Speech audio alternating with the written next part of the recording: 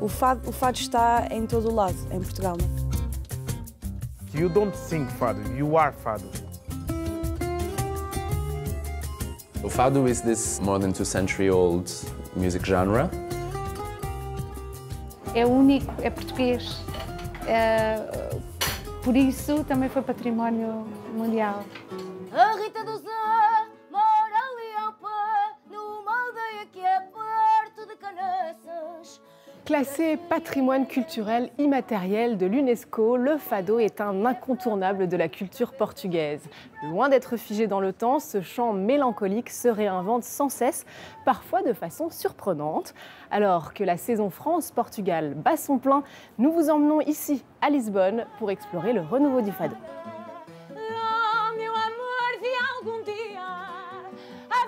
Du fado traditionnel, on connaît l'image d'Épinal, une voix, deux guitares et une histoire déchirante et nostalgique.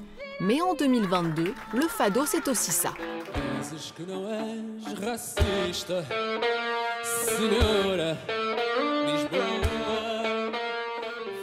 Bonjour, je suis Joao Caçador, je suis le guitariste de Fado Bicha.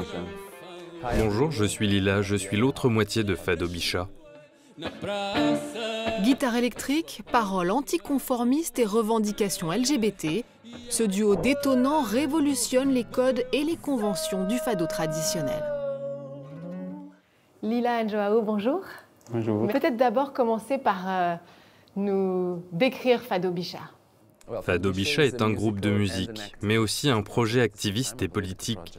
Bicha est un mot d'argot assez fort en portugais pour décrire de façon violente et offensante les personnes de sexe masculin dont la façon d'agir serait perçue comme efféminée, quoi que cela veuille dire. De l'autre côté, le fado est un genre très traditionnel, parfois même associé à l'idée de fierté nationale.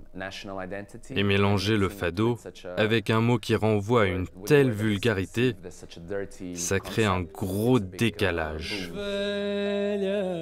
Taberna, nesta Lisboa moderna, és a tasca humilde e terna que mantém a tradição. Velha tendinha, és o templo da pinguinha, dos dois brancos, da gimbrinha, da boêmia e do pifão. Qu'est-ce que vous pouvez nous décrire votre univers, ce que vous créez sur scène? Notre musique s'inspire du fado traditionnel, de ses mélodies, harmonies et rythmes. Mais il était intéressant pour nous d'y ajouter de nouveaux éléments, comme de la musique électronique, d'autres instruments, mais aussi d'y introduire d'autres récits sur l'amour entre deux personnes, qui ne sont pas forcément un homme et une femme. Donc c'est un mélange, un peu comme si le Portugal s'ouvrait sur le monde. À leur début, les Fado Bicha se produisaient dans les célèbres maisons de Fado Lisboète, au cœur du quartier historique de l'Alfama. Des petits restaurants où l'on peut venir dîner au son du fado, un rituel devenu une institution qui attire une bonne partie des 4,5 millions de visiteurs qu'accueille Lisbonne chaque année. Fado é bom para nós divulgarmos o nosso fado, que é português, que não há em lado nenhum, e transmitirmos o que nós sentimos. É contar uma história, seja de amor, seja de felicidade. Dans un univers aussi codifié et traditionnel, pas évident pour les Fado Bicha de se faire une place. J'ai intégré une école de fado, mais le choc était vraiment trop important. Je n'avais aucune intention de cacher mon côté queer pour rentrer dans un moule ou chanter de la façon qu'on attendait de moi. J'ai donc quitté l'école et j'ai commencé à chanter de mon côté dans un tout petit bar à l'Alfama. Et puis Joao a vu une vidéo de moi par hasard et s'est reconnu dans la proposition artistique que je faisais avec ce spectacle. Je jouais déjà dans une maison de fado Et j'étais assez excité à l'idée de créer un univers où nous pourrions être complètement nous-mêmes.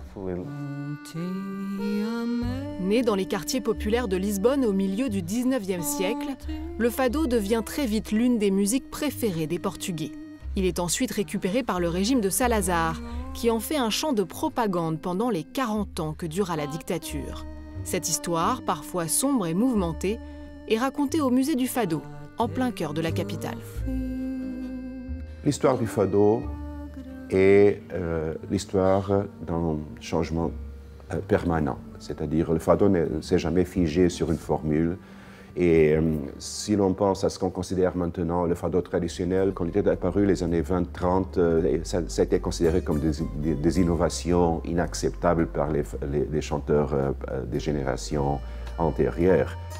Au cœur de cette révolution musicale, celle qu'on surnomme la reine du fado.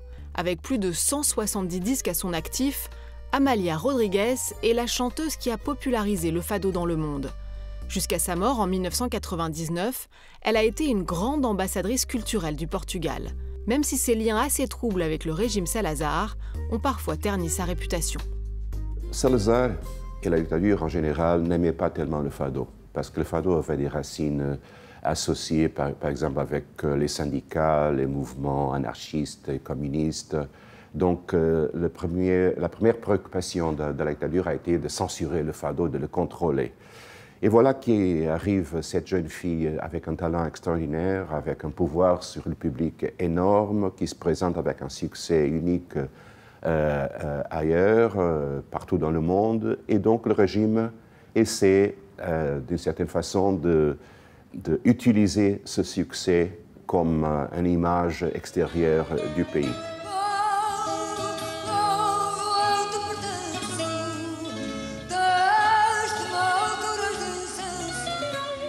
Amália changed the game, and until now you can still feel on most of the singers the influence of Amália Rodrigues, and that's why maybe she will be eternized as the voice of fado since ever and forever.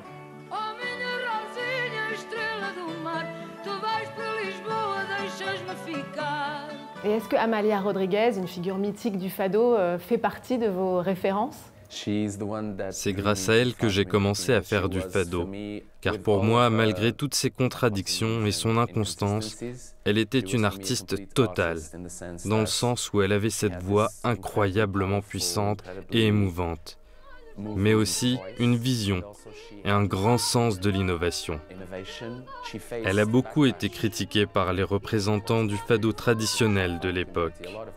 Ces innovations qu'elle proposait étaient vues comme des hérésies, manquant d'authenticité. Aujourd'hui, elles sont vues comme du fado traditionnel, donc... Peut-être qu'un jour, vous ferez partie de la tradition. Peut-être un jour, mais je n'espère pas, pour être honnête. Je veux rester subversif jusqu'au bout.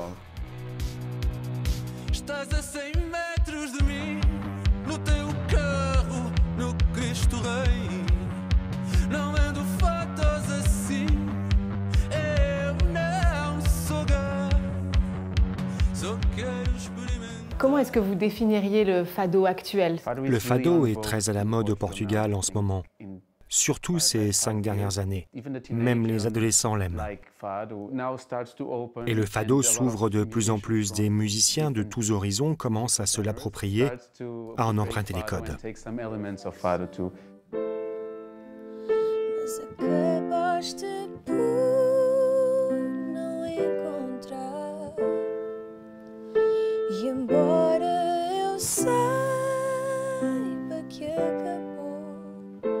O fado está em todo o lado, em Portugal. E é impossível, eu acho, não ser minimamente influenciado pela cultura do fado.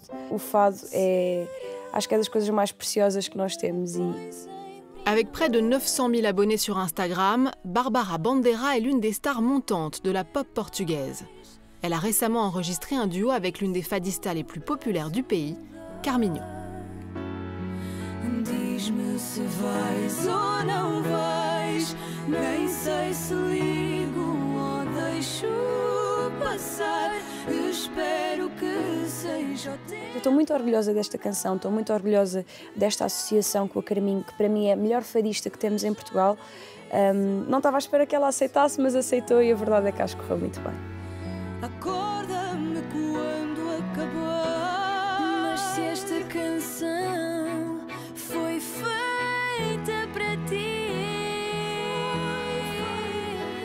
Votre démarche est aussi militante. Quel est votre message, votre mission, à votre sens? Le Portugal a une longue tradition de silence et de modestie. Nous avons connu une très longue dictature de plus de 40 ans. Ses dirigeants se sont emparés du fado et l'ont réduit à un genre très normatif, utilisé pour véhiculer leurs idées nationalistes, patriotes et réactionnaires. Nous pensons que le fado ne s'est pas vraiment remis de cet héritage et que la société portugaise non plus.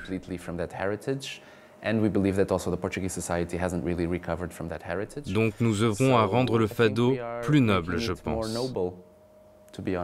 Il n'existe pas un seul courant artistique qui n'ait pas été repris, réarrangé et transformé. Le fado n'est pas une vieille photo dans un tiroir. Il est vivant, et de génération en génération, les gens s'en saisissent et se le réapproprient.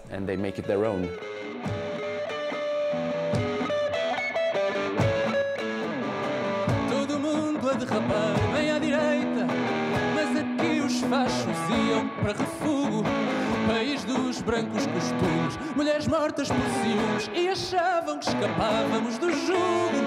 É melhor que te acostumes, fortalece a hora. Le cas de Fado Bicha, par exemple, à mon avis, est très intéressant parce que ça rompt avec les stéréotypes de masculinité et fémininité qui étaient un peu figés dans la tradition du Fado. Et donc c'est un défi qu'il se pose envers cette tradition. Et donc, je crois que c'est un phénomène intéressant. Il y en a d'autres, par exemple, des liaisons avec les musiques africaines en reprenant finalement ces origines afro-brésiliennes qui étaient vraiment dans les racines lointaines du fado. Donc, comme disait Carlos Jucarme, un grand chanteur de fado qui est décédé récemment, il disait peut-être le mieux est encore à arriver. Qu'est-ce que vous allez nous jouer comme chanson? C'est une chanson qui s'appelle Povo Pequenino. C'est une sorte de poème où nous invitons la société portugaise à réfléchir et repenser notre histoire coloniale et aussi ce que veut dire la liberté aujourd'hui.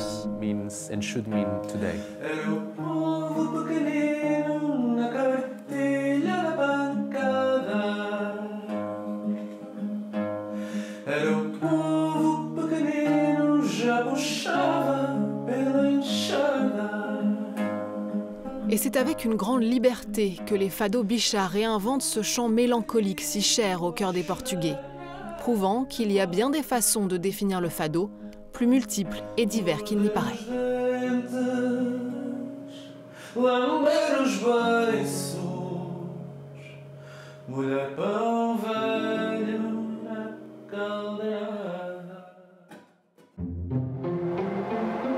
Vous avez regardé votre programme avec Quadro, intérieur sur mesure. Vous avez regardé votre programme avec Fortunéo, élu trophée d'or de l'assurance vie et meilleure banque en 2022. Fortunéo, j'aime ma banque.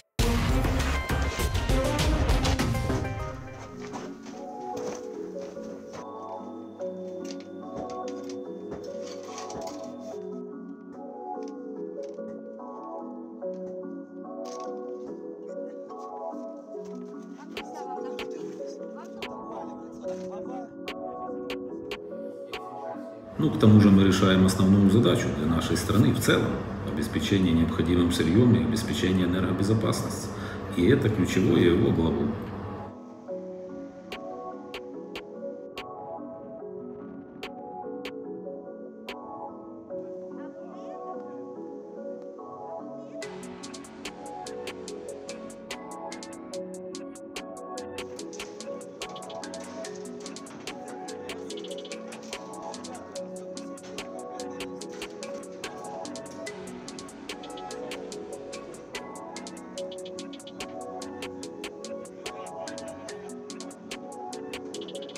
Ну, как вы понимаете, дело то, что у нас происходит в стране, касается вплоть каждого. И у каждого есть друзья, знакомые, которые в той или иной мере задействованы в обороне и защите страны. По-любому это кого-то касается.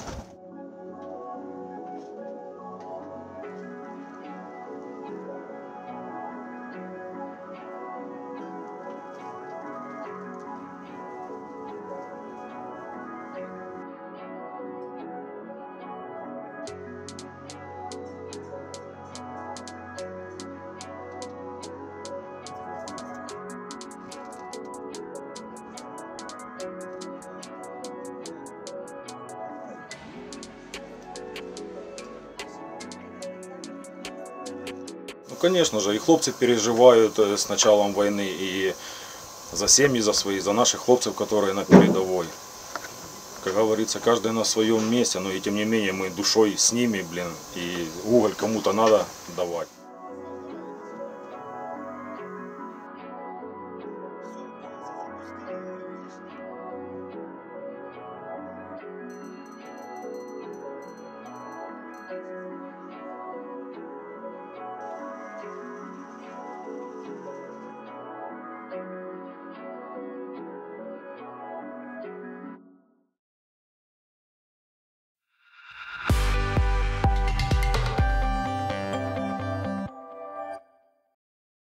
À la Caisse d'épargne, on sait que 29% des jeunes actifs vivent encore chez leurs parents.